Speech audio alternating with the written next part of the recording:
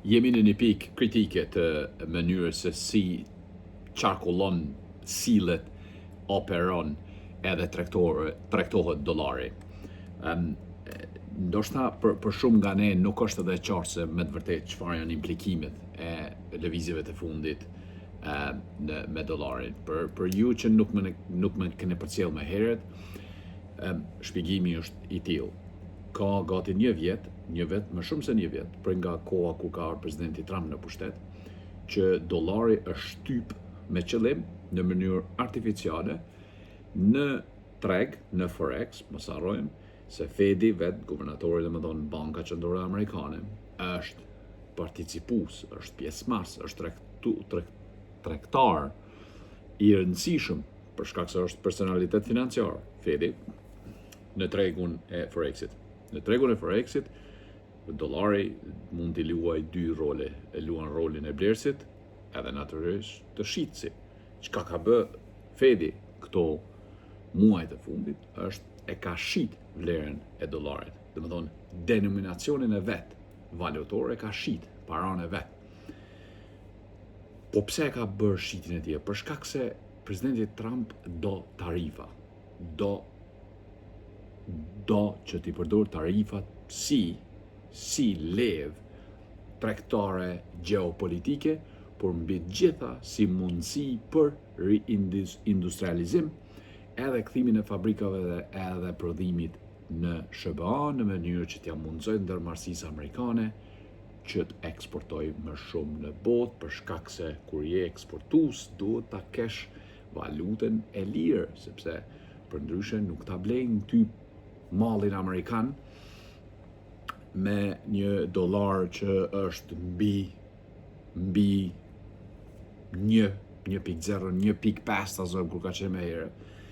Momentalisht e kemi në 89, 91. Kështu që ideja është që natyrisht që ti duhet të imponosh tarifa në mënyrë që ti mundsosh ndërmarrësisë të prodhojë dhe të eksportoj, për shkak se argumenti tjetër është po mirë, pse nuk po bëhet shkëmbimi në renminbi ose në euro, ose natyrisht po pse mo bëj, po pse më hub ti peshën tënde valutore, monetare, globale, duke bërë shkëmbim, duke pranuar shkëmbim ta zënë Zvicra blen traktor amerikan edhe e pagun Amerikën në euro ose frankën zvicrane. Pse se Zvicra vendi i vogël nuk ka peshë shumë madhe që bëhet një shkëmbim i ashtu, po dy gjëra janë këtu. E para, nuk mund Zvicra ta absorboj masën e madhe të blerjeve ta zënë në franga. Në anën tjetër, është shumë problematike për Amerikën që ta konvertoj frangën zvicrane brenda transmisionit të vet, domethënë nëpërmjet të përdorimit të Bankës Qendrore të vet, për ta përkthy atë në para të gatshme për përdorimin e konsumatorit amerikan. Domethënë nuk ka logjik, por në anën tjetër, ajo logjik mund të krijohen kushtet për një logjik të tillë, por nuk është e pranueshme për shkak se është, mos harrojmë, paraja është edhe një levë politike përposë që është levë ekonomike e financiare. Tashmë jemi në një pikë ku presidenti Trump pra ka shty tarifat. I ka shty tarifat në atë masë sa që instruksionet që janë ardhur për te Fedi janë ardhur në formën që duhet gjithsesi që niveli i tregtimit të dollarit në Forex nga Fedi të jetë më i dobët, të jetë i reduktuar me kast që të krijohet një ndërvlerëshmëri e dollarit në treg. Pra, ti si tregtar i gjapsit ose i euros ose i Swissit ose i çfarëdo lloj denominacioni tjetër, shkon e blen dollarin me lirë, e shet në counter, domethënë në over the counter pakës më shtrajt për një margjin më të vogël, por instruksionin që e ke marrë për blerjet, i ke ble në çmimin që është dash ta marrësh për shembull ta zëm në vitin 2023-24, për shkak se kuotimi që është bërë, që bëhet në Forex, është pikërisht vjen nga është një derivat që quhet IPV, IPV në Forex edhe IPV në trading. Kalkulimet që bëhen në mënyrë se po mundona ta thjeshtësoj. Sot ka për shembull blerës të Forexit që e kanë bler Forexin në vitin 2022-2023 me vlerë nominale dollarit, sepse ka qenë nominale për shkak se nuk ka lëvizat shumë në mënyrë dinamike siç lëviz sot për shembull, për shkak se sistemi politik në Amerikë ka qenë stabil, po dhe geopolitika ka qenë pak më agresive se sa që e kemi sot.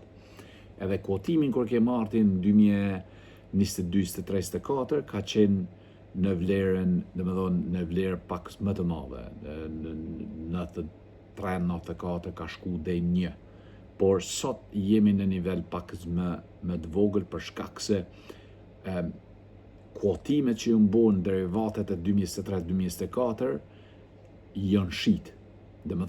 Ka shku Fedi në atë pikë që sa që e ka shit totalisht në çfarëdo lloj çmimi, çfarëdo lloj metriksi që ju është dhënë nga tregtarët e Gjapsit ose Swissit ose Eros e kanë pranu.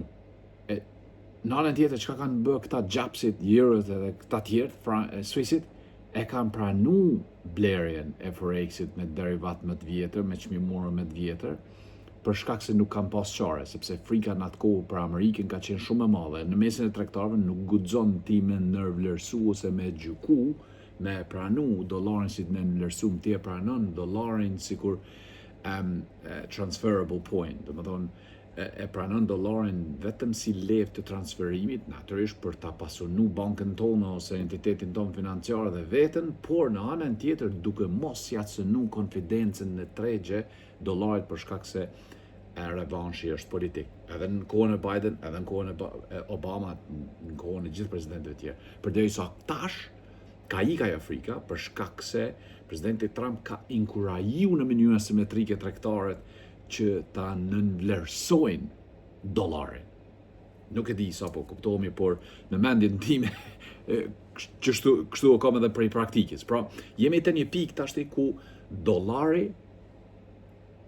është mbi shit, është me qëllim i ka te kalu gjitha suazet të normale së shitjes nga vetë Fedi, nga vetë Amerika, pra, në mënyrë që të qohet sinjal të këta tregtarët Swissi, Gjapsi, Euro e tjerë, që ta nënvlerësojnë.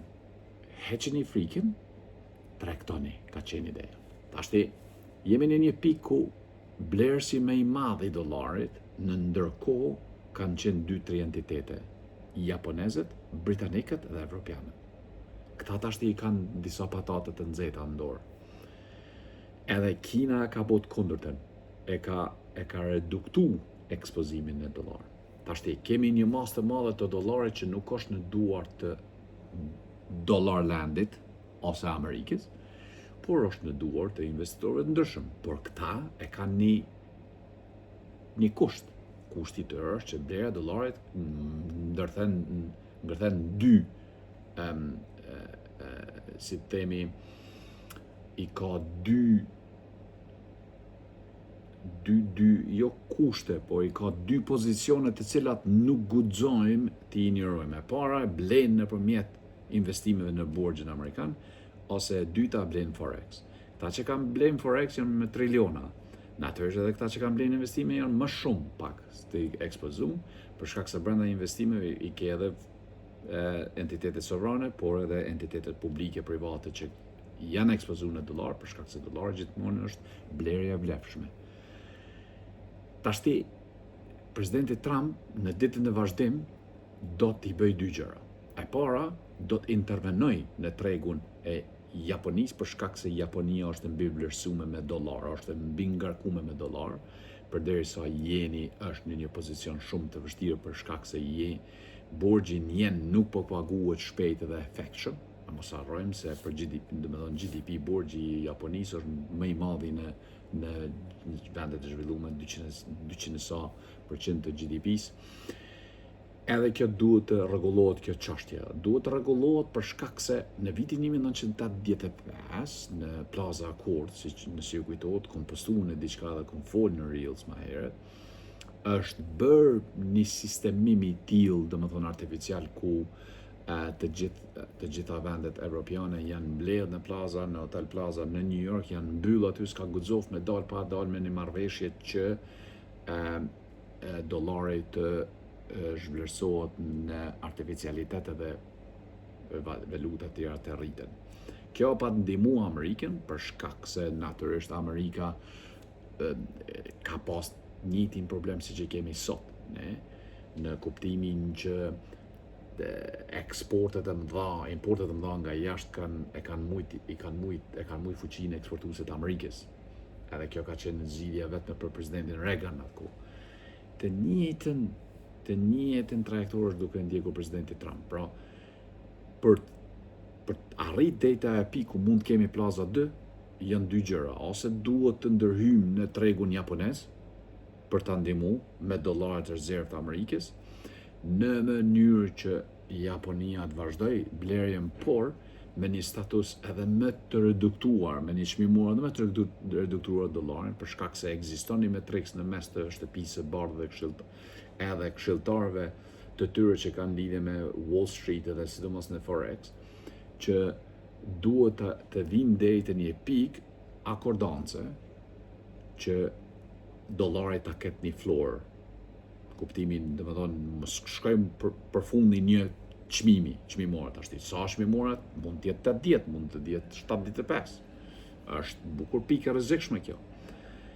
Por ideja është që të bëhet kjo me qëllimin e vetëm që të jepet hapësirë më shumë tarifave, eksporteve, nëpërmjet tarifave, nëpërmjet uljes së vlerës së dollarit, edhe njerëzit që fillojnë të ndjehen në Amerikë që zhvlerësimi i dollarit është duke i pasuruar ata, sepse mos harrojmë, ndoshta një masë deri në 20-25% e krejt potencialit konsumator edhe prodhues është në Amerikë bazohet në eksporte.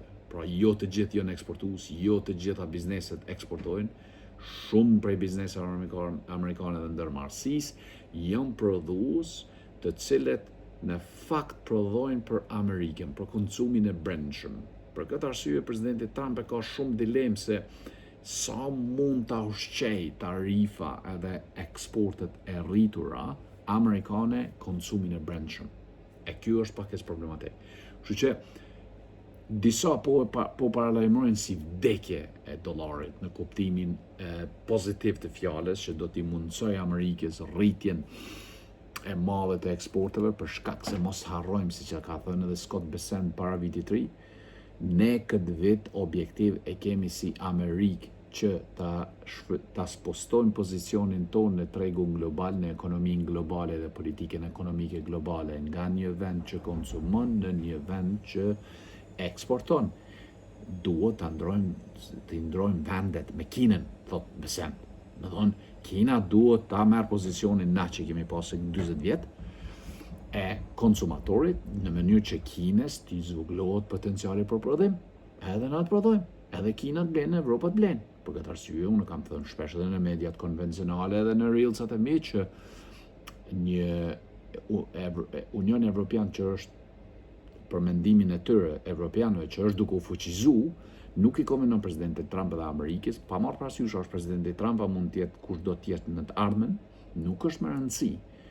Më rëndësi është që objektivi amerikan, interesi amerikan gjithnjë ka me qenë i palekundshëm, sepse është si një libër i shenjtë në shtëpinë.